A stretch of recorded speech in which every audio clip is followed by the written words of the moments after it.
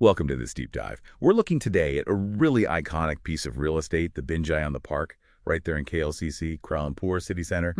We got a stack of interesting sources from you, and our mission really is to unpack what makes this thing a true trophy asset. Yeah, trophy asset is right. And it's interesting because we're looking beyond just, the price tags. Right. We're digging into the qualities that define its actual value, why it's more than just another luxury condo. It's seen as capital preservation. Capital preservation and a private garden in the city. Okay. So Exactly. let's unpack that.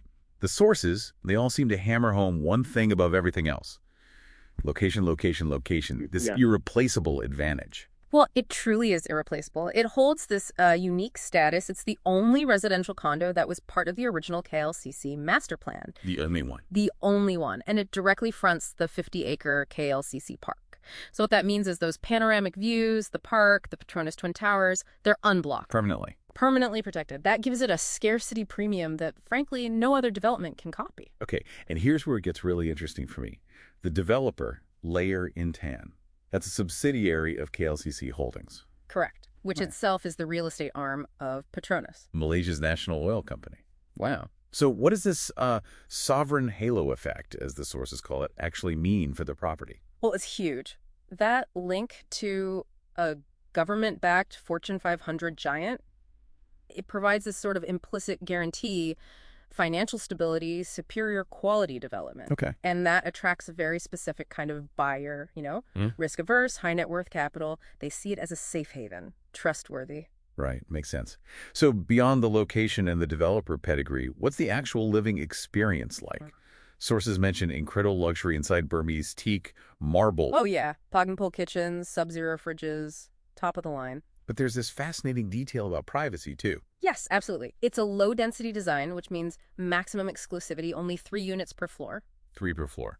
And here's a really remarkable feature.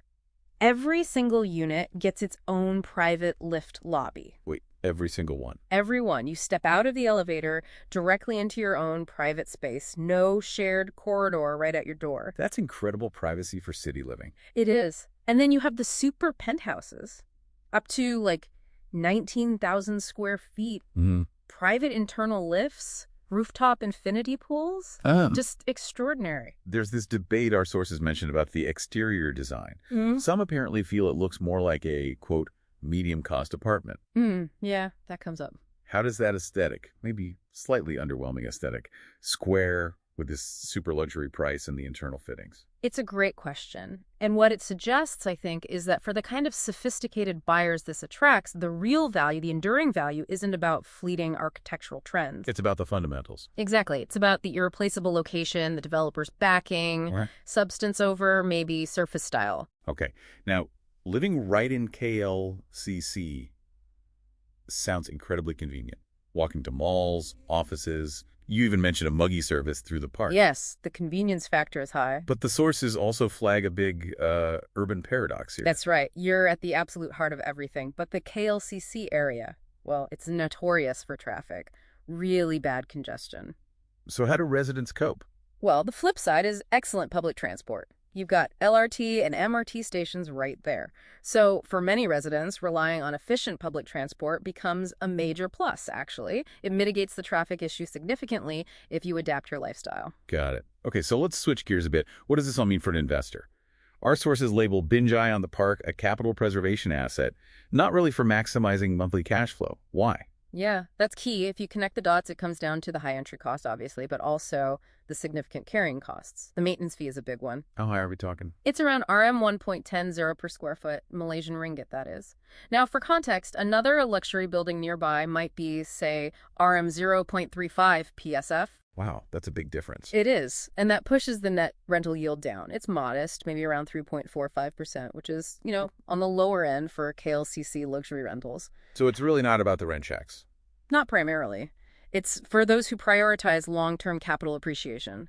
Owning something prestigious, irreplaceable. Oh. That's the goal, more than immediate income. Okay, and it launched way back as Malaysia's most expensive condo. Yeah. But some recent sales, according to the sources, are actually below its peak from maybe a decade ago. How does it stack up now against newer luxury places or maybe the branded residences like the Four Seasons? That's a fair point. Newer properties or maybe architectural statements like the Troika, which trades around what, RM992 PSF, they offer different kinds of value. And the Four Seasons private residences, yeah, they command a serious premium, maybe RM3000 PSF. For the hotel services and brand. Exactly, for the integrated services, the global brand recognition. But, and this is the crucial thing, none of them can replicate the Binjai's core advantage, that unique, protected location within the original KLCC master plan. Its value is fundamentally rooted in that scarcity. So even if newer, flashier buildings come up. They still can't get that spot with those protected views. Right. This has been a really insightful deep dive. It seems pretty clear the Binjai on the Park isn't for just any investor or even any wealthy resident. Precisely. The ideal owner profile is likely an ultra-high net worth individual, maybe an institution, that really prioritizes that capital preservation, the prestige, the unmatched lifestyle, and they value that above chasing the highest possible short-term yield. So thinking about this for you, the listener, if a property's long-term value can be so overwhelmingly tied to something truly irreplaceable, like its location and those protected views, what does it really mean for a city when it has assets that are genuinely finite? Absolutely limited, even while everything else around keeps changing, building higher, getting denser. Something to think about, isn't it? Especially as you dive deeper into your own learning.